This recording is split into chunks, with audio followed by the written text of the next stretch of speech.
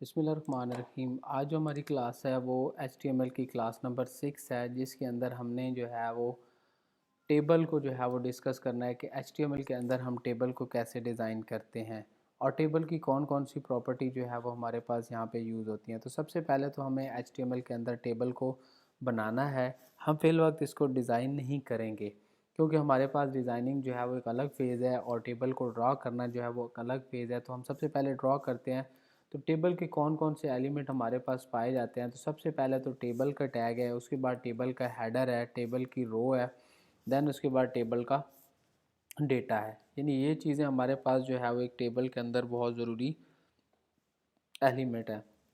तो हम यहाँ से चलते हैं टेबल के अंदर। सबसे पहले हम टेबल को बनाते हैं। टेबल के अंदर ही हमने क्या करना है, एक TR बनानी है और TR के अंदर हमने टेबल हेड देना है।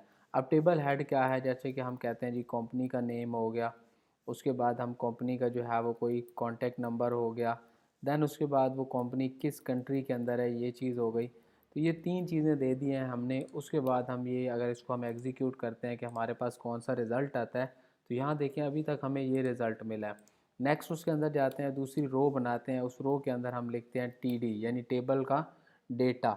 मैं शॉर्ट फॉर्म यहाँ पे लिख रहा हूँ, यहाँ पे अगर आपके पास है तो इसको कहा जाता है table head and plus table row and then table data. ये तीन चीज़ें होती हैं।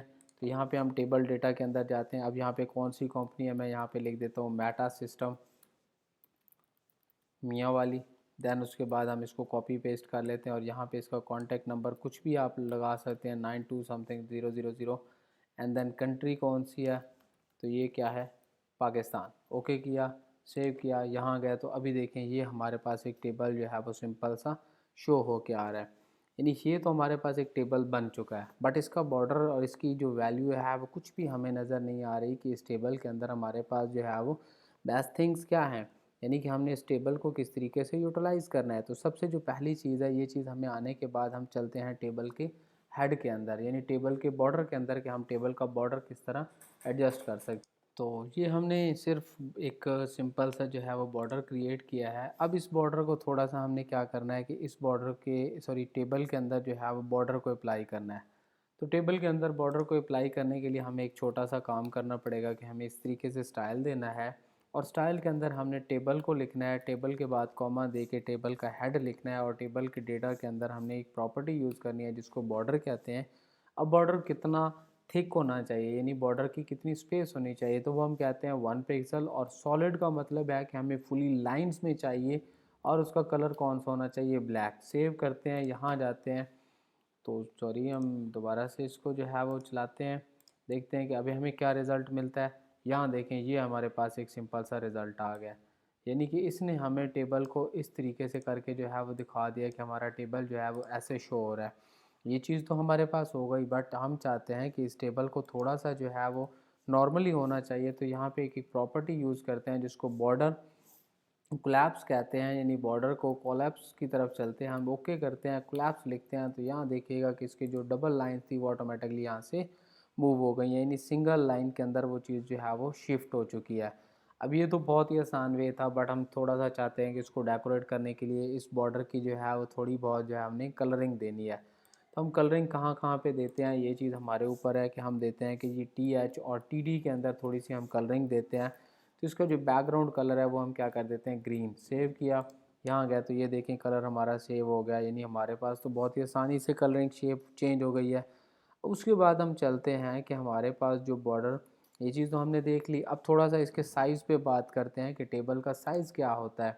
तो हम टेबल के साइज़ पे जब बात करते हैं तो हमारे पास उसकी हाइट और विड्थ आती है। तो हम टेबल के इस एरिए में जाते हैं और यहाँ पे हम स्टाइल लिख के कहते हैं कि इसकी जो विड्थ है वो क्या कर दें हमारे पास, उसको कर दो भाई 100%। अब 100% का क्या मतलब है कि वो पूरी स्क्रीन पे फैल जाएगी।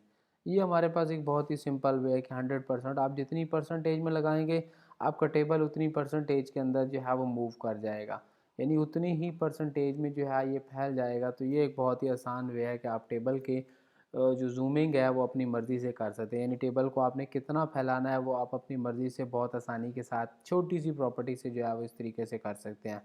तो ये था हमारे पास टेबल की कुछ सिंपल थिंग्स। अब हम थोड़ा सा एक काम करते हैं कि जो टेबल का हेडर है, अगर आप यहाँ पे देखें तो ये थोड़ा सा दरमियान में है, यानी कि इसकी जो वैल्यू दरमियान में है, तो मैं इसको लेफ़्ट राइट करना चाहता हूँ। तो मैं कहता हूँ कि यहाँ से जी मैं यहाँ पे जाता हूँ TH के अंदर, और इसके अंदर मैं टेक्स्ट अलाइनमेंट क्या कर देता हूँ, लेफ़्ट कर देता हूँ। अगर लेफ़्ट करूँगा तो ये सारी लेफ़्ट की तरफ चली जाएगी, राइट करूँगा तो राइट की तरफ चली जाएगी, सेंटर करूँगा तो ये सारी चीज़ जो है वो सेंटर में आ जाएगी। यानी ये एक बहुत ही सिंपल वे है कि इस तरीके से करके मैं ये चीज़ कर सकता हूँ। अब एक चीज़ और यहाँ पे है कि इस टेबल का क्या है, क्या नाम है, ये हमें नहीं पता चल रहा।